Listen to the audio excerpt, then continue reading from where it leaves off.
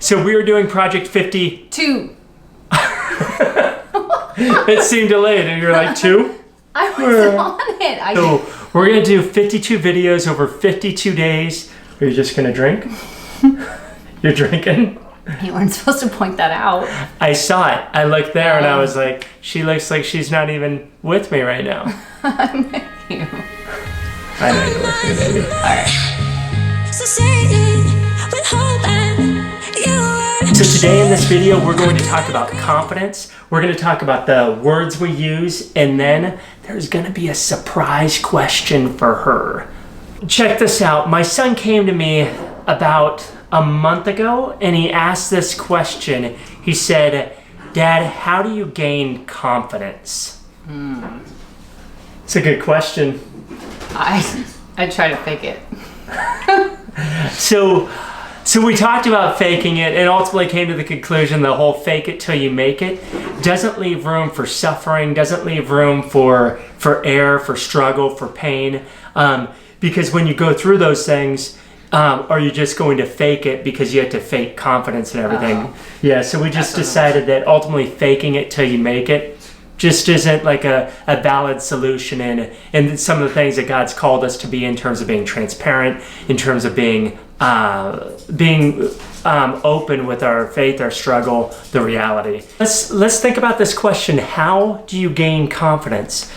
I want to share 2 verses with you. One is John 6:29. It says, Jesus answered, "The work of God is this, to believe in the one he has sent."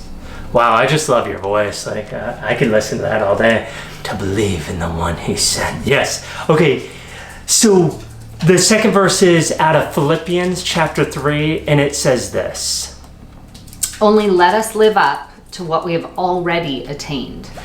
Okay, so imagine this for a second. Try to keep these 2 verses in your head. And let's say you fast forward, you've been with God for 100,000 years. Like 100,000 years. You're going to believe in the one whom he sent. You're going to see how majestic, how wonderful, how incredible, how amazing God is, right? Because you're going to be in his presence for 100,000 years. And then living up to what we've already attained, you're going to live into the things that he's already attained for you. Redemption, forgiveness, grace, hope, future. All these things you're going to be living into for 100,000 years. And then imagine it's like Back to the Future. You come back to today, right? And then you try to live with what you know now, that you've had all of this experience for 100,000 years of seeing God's faithfulness, seeing his love, seeing his grace, seeing all these things at place, right? And then you come back to today, you'll have full confidence because you'll believe in the one whom he sent. You'll believe in what Jesus said, what he did, right? You'll live up to what you've already attained, that he's already attained grace for you, hope for you, love for you, future for you. Everything the scriptures talk about. And so that's the scriptures. So that's one of the ways that I believe you could gain confidence. But I'm going to ask Kim to take us into this next one. There's a verse that's really helped shape our family. And it's Ephesians 4:29. And it says this, "Do not let any unwholesome talk come out of your mouths, but only what is helpful for building others up according to their needs, that it might benefit those who listen." Such a tough one, but so important. I have opportunities to work on this every day, every moment of every day. The easy You thing do is, awesome.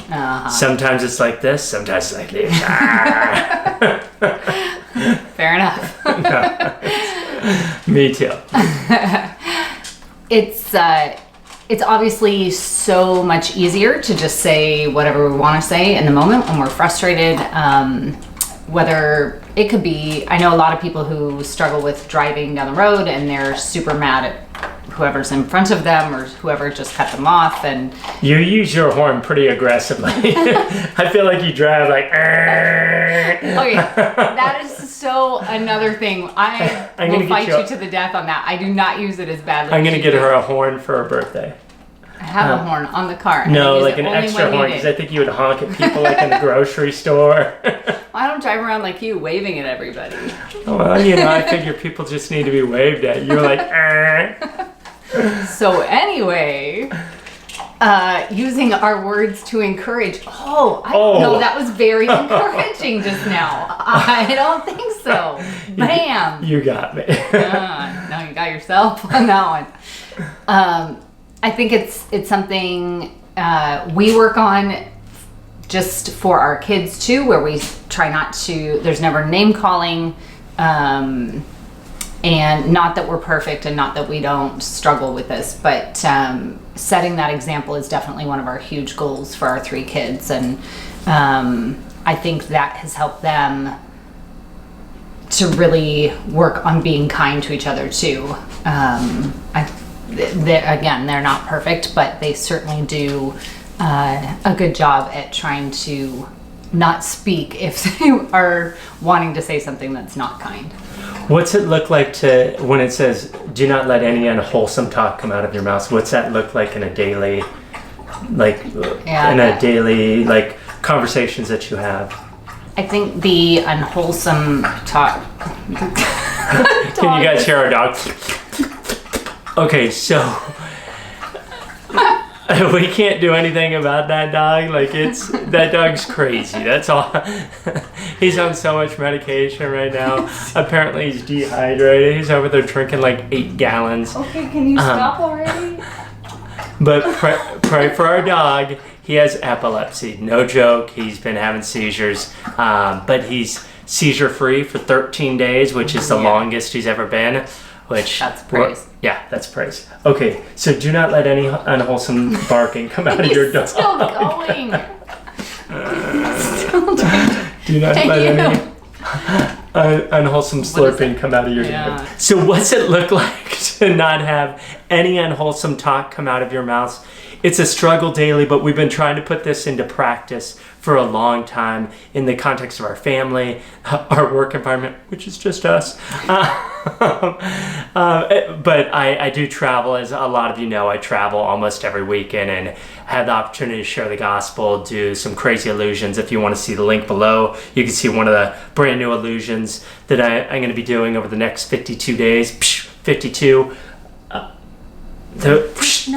No. Wholesome talk, only use things that are encouraging. And I've put sticky notes in the car. I've put sticky notes everywhere just to remind me that has to be every minute of every day. That every opportunity we have to say something to someone, it has to be kind or encouraging and building them up. Instead of hurtful, which is so much easier to do.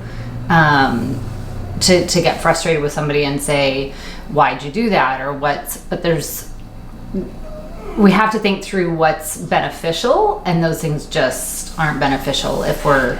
And the key at the end of that verse is beneficial to those who are listening, right? Is other people, your kids are listening to your conversation, people in the grocery store are listening to your conversation, your coworkers are listening to your conversation. And our words are meant to not just benefit here, but benefit those who will listen.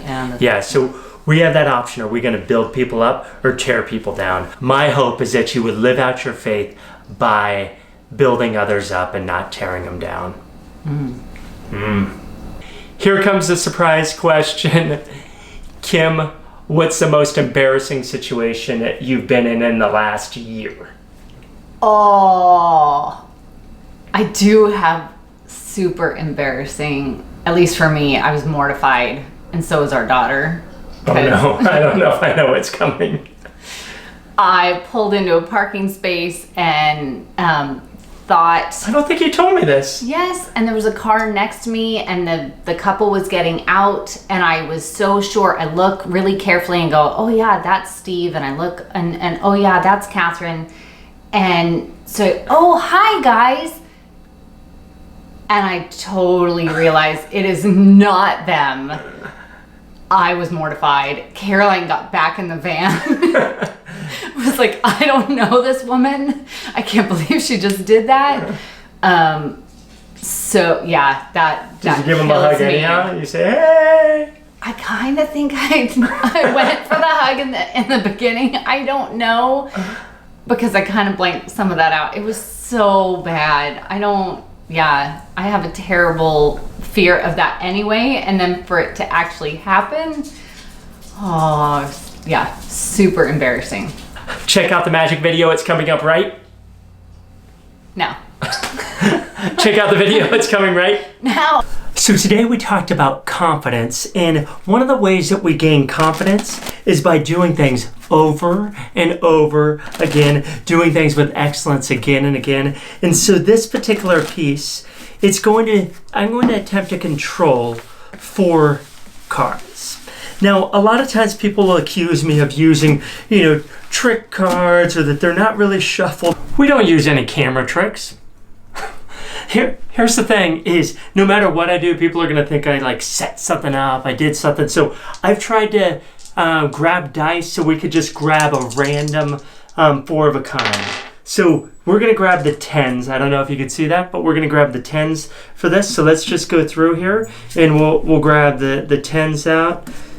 Here's a 10. Let's grab, there's another 10, and the last 10. Okay, so the 4 10s, we're going to use those, and then we'll use the rest of the cards. Let's just put these into 4 stacks here. Now the dice are going to get us to a location in each one of these packets. So whatever I roll, in this case 8, I'll take 1, 2, 3, 4, 5, 6, 7, 8, and place a 10 there. And then that amount of cards will go this way, so we'll roll again, and 9. So 1, 2, 3, 4, 5, 6, 7, 8, 9. We'll throw another 10 right there. Let's roll it again.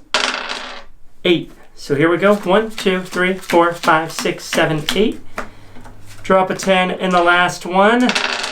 6. So we'll grab 1, 2, 3, 4, 5, 6. The last 10 goes. And if you remember, we had these cards from earlier. We will drop these here.